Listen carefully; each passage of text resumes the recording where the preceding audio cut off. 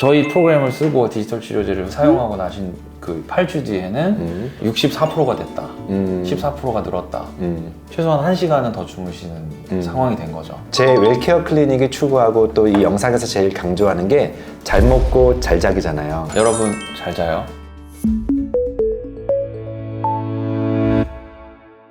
네, 안녕하세요.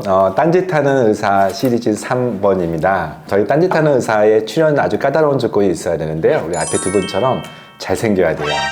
그 중에서 본인 스스로 가장 잘생겼다고 항상 주장하는 웰티의 우리 강성지 대표님 모셨습니다. 인사하십시오. 네. 안녕하십니까. 네. 웰트 주식회사의 전작과 의사 강성지 대표입니다. 네, 연세대 출신이잖아요. 네. 그래서 제 후배기도 한데 제가 공통 질문이에요. 왜 의사가 딴짓을 하고 있는지. 공대를 갔었어야 되는 거 아니었나 생각을 해봐요. 의과대학 다닐 때도 사람의 몸이 작동하는 방법 이런 것들을 역공학적으로 뜯어보는 그런 로봇을 뜯어보듯이 보는 그런 관점으로 의학을 좀 바라봤던 경향이 좀 있었던 것 같고 이 면허를 가지고 제가 진료를 하는 것보다는 거기서 배운 지식들을 바탕으로 좀 뭔가 다른 거 할 수 있는 게 없나 고민들을 했던 시절이 있었기 때문에 이제 의과대학 졸업하고 뭐 복지부에서 공무원 커뮤니티에 같이 어울려서 경험하는 것들. 복지부는 공중보건이 때문에. 네, 맞습니다. 그리고 아마 삼성전자로 바로 입사하셨나요? 복지부에서도 제가 기계 다루고 좀 컴퓨터 같은 거 좋아한다는 걸 아시니까 좀 디지털 헬스케어 정책 업무를 당시에는 그 이름이 아니었는데 맞아요. 네. 유헬스 유헬스. 네, 정책 업무를 맡을 수 있는 기회를 주셨고요. 그 업무를 맡음으로 인해서 삼성전자나 이런 대기업들이 디지털 헬스케어를 사업적으로 검토할 때 저처럼 그런 경험을 한 사람을 찾기가 쉽지 않았던 거죠. 맞아요. 그 당시에 삼성전자에서 디지털 헬스케어 쪽으로 사업을 확장하려고 할 때 눈에 띄게 되면서 삼성전자 가는 게 좀 도전적인 과제였지만 그래도 좋은 기회라고 생각하고 한번 가봤던 거죠. 그리고 나서 이제 벨트인지 웰트인지 7년 전에 벨트 회사 차렸죠. 처음엔 저는 의류회사인가 했어요. 삼성 입사할 때 면접 보시는 부사장님이랑 상무님이 강성지 선생은 삼성에 와서 뭐 하고 싶냐고. 저는 새로운 형태 웨어러블 같은 거를 삼성이 만들면 좋을 것 같다. 그냥 쉽게 생각해보면 몇 가지가 있는데 뭐 벨트 같은 거나 뭐 이어폰 같은 거나 그런 게 사람 몸에 닿으면 요즘은 링이죠. 그쵸. 뭐 링은 그때 제가 말씀드렸던 옵션에 없었는데 요즘은 네, 그런 것들을 우리가 좀 더 선도적으로 만들고 애플보다 샤오미보다 좀 그 헬스케어 영역에서 치고 나갈 수 있는 전략들을 구사하는 데 일조하고 싶다 했던 거고, 근데 말은 그렇게 했는데 정작 들어가니까 그런 거를 빠르게 할 여건은 없는 거예요. 그렇게 기민한 전략을 구사할 수가 없었던 건데 다행히 그 조직의 이제 아이디어 공모전을 통해서 발탁이 돼서 벨트 프로젝트가 시작이 될 수 있었고 하다 보니까 일이 어떻게 풀려서 그냥 너가 나가서 회사를 한번 차려보면 어떻겠니 하면서 스핀오프가 되고 웰트 주식회사가 설립이 돼버렸던 거지. 제 입장에서는 사실 복지부와 삼성전자 사이에 창업을 했다 망한 적이 있습니다. 그러니까 망하고 들어갔는데 다시 창업을 하라 그러니까 제가 얼마나 트라우마예요. 근데 그런 경험이 있었기 때문에 두 번째 도전이 조금 더 다듬어졌던 것 같기도 하고요.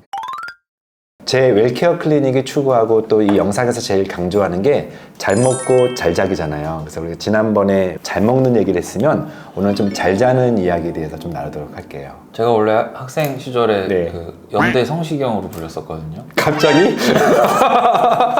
그래서 항상 그 잘 자요. 아, 잘 자요. 한번 다시 한번 부탁해요. 여러분 잘 자요.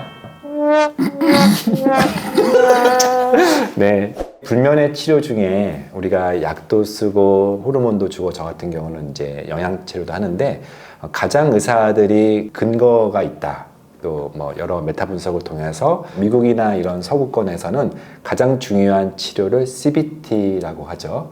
한번 네. CBT가 뭔지 설명 좀 부탁드릴게요. Cognitive Behavioral Therapy 해서 인지 행동 치료. 그러니까 내가 잠에 대해서 인지하고 그것들을 내가 행동으로서 또 발현하고 근데 그것들이 꼬여 있는 경우가 있습니다. 예를 들면 인지 측면에서는 아 내가 정말 잘 자야 되는데 막 강박을 느껴서 그것 때문에 오히려 잠이 안 오거나 혹은 행동을 제대로 하질 않는 거죠.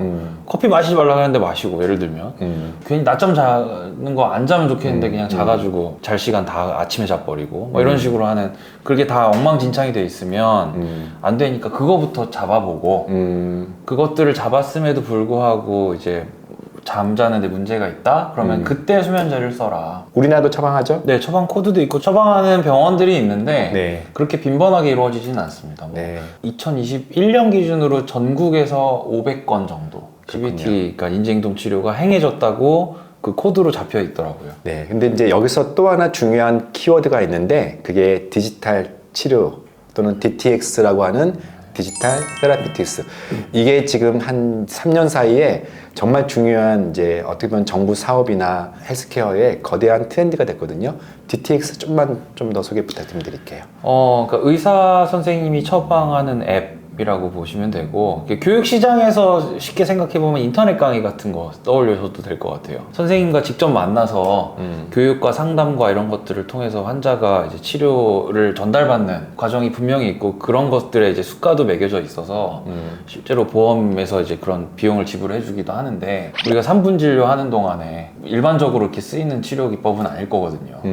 보통 약 주고 그냥 보내버리지. 근데 약으로만 치료하는 거가 사실 아쉬운 부분도 있고, 환자 입장에서는 조금 더 선생님과 인터랙션 하면서 그런 치료를 전달받을 기회를 박탈당하는 거기도 한데, 그것들을 잘 정제된 컨텐츠로 하지만 그게 뭐 어느 회사에서 우리가 잘 만들었다고 할 건 아니니까, 식약처에서 임상시험을 통해서 실제로 이 앱을 썼더니 이런 치료가 이루어지더라 라는 정도의 보증을 해줄 수 있는 맞아요. 컨텐츠로 이제 만들어 놓으면 그것을 마치 약처럼 처방해서 환자들에게 전달해 줄 수 있는 형태로 만들 수 있지 않을까, 이 아이디어였던 거고요. 수면에 대한 인지행동 치료 같은 게 이제 8주 프로그램으로 30분씩 매주 선생님과 만나서 이제 교육받고, 수면도 처방받고, 뭐 수면 일기 같은 것들도 작성해 올 수 있게 제공해드리고 하는데, 그 전체 패키지 프로그램을 다 하면은 막 수십만 원 하거든요.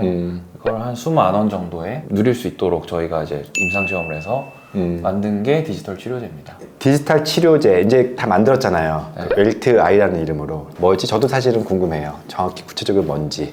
천연 물질에서 약을 추출하는 과정, 약으로서 만들어지는 과정이랑 똑같았다고 생각을 해요. 아스피린이라는 것도 버드나무 껍질에 원래 있는 건데 그걸 추출하고 제형에 담아서 밀가루로 포장을 잘 하면 약이라고 부르잖아요. 불면증 인지행동 치료라는 천연의 기존에 우리가 인정하던 상담의 방식들은 있었고, 그것들을 앱으로서 추출해서 정제해서 잘 담아낸 거고, 이제 약이 되는 과정 중에 제일 중요한 게 근거입니다. 이 아스피린을 먹었을 때 통증이 경감된다, 뭐 혈액이 묽어진다 라는 것들을 우리가 수치로 확인하고 그거를 정부가 인정했듯이 디지털 치료제를 환자에게 주었을 때 14% 불면의 증상이 개선된다. 주 사이에? 8주고요. 8주 사이에? 네, 쉽게 설명드리면 수면 효율이라는 지표를 봤고요. 이제 10시간을 누워 계셔도 5시간밖에 못 주무시는 그런 상황이 이제 불면인데, 그러면 이제 수면 효율을 50%라고 얘기를 합니다.